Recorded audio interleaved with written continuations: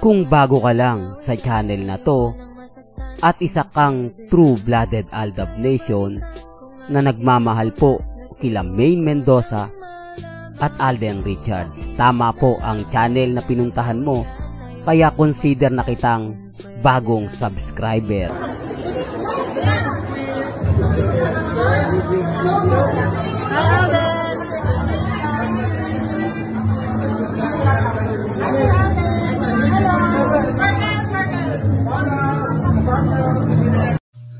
Welcome back mga ka-Aldab. Ito na naman po ang inyong lingkod, si Mr. Destiny. At syempre magbibigay tayo ng pinakamagandang update po ngayon sa social media. Ito yung pinaka-latest na mga kaganapan. Alam nyo naman po mga ka-Aldab na si Mr. Destiny 101% updated po tayo. Lalo na nga po ngayon sa kumbaga kapupunta lang po ni Alden Richards sa isang event para suportahan si Bianca Umali at lahat po para nga po sa bagong project po nila. Di po ba? Ito yung nakakatuwa. Walang makapagsasabi o wala man lang pong post o update na dadalo dyan si Richard Polkerson. Ito yung pinapaliwanag ko mga ka-Aldab na freelancer na lang si Alden. Hindi siya obligasyon o hindi niya obligasyon kung pupunta siya o aaten sa mga bagay na ganyan. Kasi kung meron po, i-anunsyo po yan ng GMA Network. Hindi po ba? Kasi project po nila yan eh. Ito na lang po yung ebidensya at resibo na makikita nyo yung mga ganap ni Alden. Hindi na nga po talaga updated ang GMA pagdating kay Alden Richards. Kita nyo naman po, di po ba? Ang daming promotion na lang yung ginagawa ni Alden Richards. Hindi na siya kumukuha pa ng mga ganito ganyan. Talagang tutok lang po siya. Di po ba? Halatang real talk to mga ka-Aldab. Kaya nga sabi ko sa inyo, kung si Alden Richards nakatali pa po sa GMA, sa All Out Sunday host siya pa rin po eh. Hindi po ba? O ngayon, February 9 lang po. Hindi po ba? Tapos wala nang schedule, hindi pa sinabi kung kailan po ang balik niya sa All Out Sunday. Yan po yung ebidensya at resibo mga ka-Aldab na magpapatunay. Ebidensya at resibo na talaga naman pong mapapaisip naman po talaga kayo. Kaya nga sabi ko, si Alden nag-guest lang po sa All Out Sunday para mag-promote. Para i-promote ang All Out Sunday dahil nga po ang baba na po ng ratings nito. Nakita nyo naman po yung ratings nang dumating si Alden. Tapos itong pelikula o itong bagong project, tapos si Alden yung, alam nyo sa totoo lang po, napaka trending ni Alden ngayon. Ang kagandahan nga po nito mga ka-Aldab sumabay po si Maine Polkerson, di po ba, sa Bangkok, Thailand. Lalo pong pumapabor sa Aldab. Kaya nga po yung mga bidder kung ano-ano na po yung ginagawa. Keso naispatan daw si Alden at si Catherine. Keso uulitin ko for the record lang po, high-tech na panahon po ngayon. Lahat po siguro ng mga netizen may mga cellphone na. Hindi po ba? May yung halos lahat po ng mga estudyante may mga cellphone na eh. Yung mumurahin, hindi po ba? Dahil kung may 1,000 ka, may cellphone ka na. Yan po yung panahon ngayon na hindi po katulad nung panahong 2015 na napakamahal po ng cellphone at napakabagal pa ng internet. Kaya imposible po na makita. Gaya nga po ng komento ng isang Katden fans sa kapwa niya membro. Sabi niya madalas daw siyang pumupunta sa Stardust Bar Makati para lang makita kung pumupunta dun si Catherine para ma-videohan, ma-picturean. Ganun din naman po si Alden Richards, pero hindi daw po nila na-chechempuhan. Marami naman daw silang pumupunta ron at salit-salitan lang. Ang importante lang po sa kanila, makakuha sila ng picture, makakuha sila ng video na magpapatunay na nandun nga po si Catherine. Pero wala daw pong pumupunta. Yan po mismo Katden fans na po yung nagsabi. Tapos may maglalabas ng photos na bumisita si Catherine sa Stardust Bar Makati ni Alden. Wala namang pong post At yung post na yon, iba naman yung kasuotan ni Catherine at hindi naman po yun sa bar.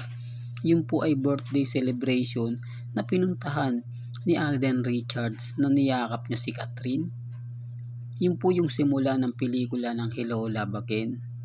Kaya nga po pag sinabi kasi sabi ni Alden na kaibigan lang po talaga, at ganito naman po talaga yung ginagawa ni Alden kapag sa mga kaibigan niya, yung tumulong mag-promote, yung tumulong sa mga nangyayari at nagaganap.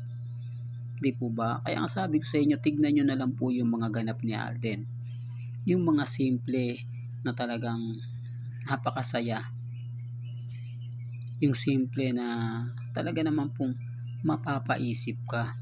Di po ba? Kaya nga sabi ko sa inyo, si Alden madalas naka-black, si Mengay ganun din. Ito yung mga ganap ni na Alden Richards. Di po ba? Kung mapapansin nyo yung OOTD ng dalawa, halatang nag-uusap, halatang may komunikasyon sa bawat isa. Kaya lang syempre nagiging bitter lang po ako dahil nga po aldab ako, dahil nga po one-sided lang daw po ako. Pero kung titignan nyo naman po yung mga post sa social media, sa Instagram, sa Twitter, sa Facebook, doon nyo lang naman po malalaman kung sino nga po ba nagsasabi ng totoo at yung nagsasabi ng fake news. Di po ba? Kaya nga sabi ko sa inyo, mga kaaldab, ako kampante lang relax lang ako. Po ba? Ang problema lang po, maraming bitter, maraming naiinis, maraming nagagalit. Kaya lang andun yung point, mga kaaldab, na kumbaga kahit bali-baliktarin ko yung sitwasyon kahit sabihin ko na hindi totoo yan, ganto ganyan, wala naman pong maniniwala sa akin. Di po ba? Tanging ang naniniwala lang po kay Mr. Destiny. Ito yung mga Aldab Nation since 2015 hanggang 2019. Saludo po ako sa inyo sa pagmamahal nyo kay Alden Richards at kay Maine Mendoza. Patunay lang po na mas marami pa rin po kayong alam. Patunay lang po na matatag at talaga namang masasabi natin na nanatili tayong kampante. Kasi kumbaga yung mga pinapakita daw ni Alden Richards ngayon, yun din naman po yung nakikita ng 2015 Yun din naman po yung nakikita ngayong 2025. Hindi, sinasabi ko lang po ito, mga kaaltab, sa mga taong bitter po sa akin, sa mga taong ginagamit ko lang daw po ang Aldab Nation para lang po sa pansariling interes. Common sense na lang po. Kung gusto ko lang po, madali lang naman pong magpalit. Kung gusto ko po, wala pong tao makakadikta sa akin. Kaya lang ginagawa ko po ito dahil sa pagmamahal po sa Aldab Nation. Sabi ko nga po sa inyo, noong mga panahong 2015, napakasaya po namin. Di po ba, nakikipagsiksikan sa Broadway, nakikipagtulakan sa pilahan para lang mauna makapasok sa Broadway dahil may capacity, o hindi po lahat na nakapila sa Broadway makakapasok, pero magtiyaga po kami, nag-aantay sa labas, inaantay si Alden Richards at si Maine Polkerson na lumabas.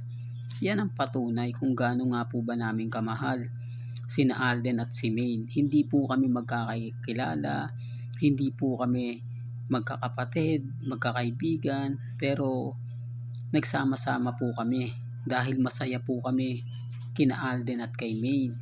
Yun lang naman po yung suporta na pinakita naman po ng fandom. Di po ba? Kaya nga sabi ko sa inyo, wala pong pilitan sa channel ni Mr. Destiny. Malaya po kayong magkomento, malaya po kayong magsalita, mag-react kung ano po yung gusto nyo sabihin sa akin. Nire-respeto ko yan at ginagalang, kasi nga po, mga kaaldab, andun tayo andun yung point na kumbaga hindi ako natitinag, hindi ako sumusuko, hindi ako nagpapatalo, at never po tayong magpapaapekto. Yan naman po yung totoo Yan naman po yung gusto kong iparating sa mga taong nagmamahal kina Mengay at kay Alden. Po ba, na maging matatag lang, maging kampante. Malay nyo, di po ba? Bukas sa makalawa, tayo naman po ang pag-uusapan. Tayo naman po ang bida at sila naman po ang kontrabida. Hanggang dito na lang po ang ating latest updates. Kaya kung gusto nyo pa po ng pinaka-latest at sariwang update, abay tumutok lang po kayo dito po sa channel ni Mr. Destiny para updated po kayo sa mga bago at sa mga latest na i-upload po natin maya maya lang. Hanggang sa muli, salamat po sa panonood at pakikinig.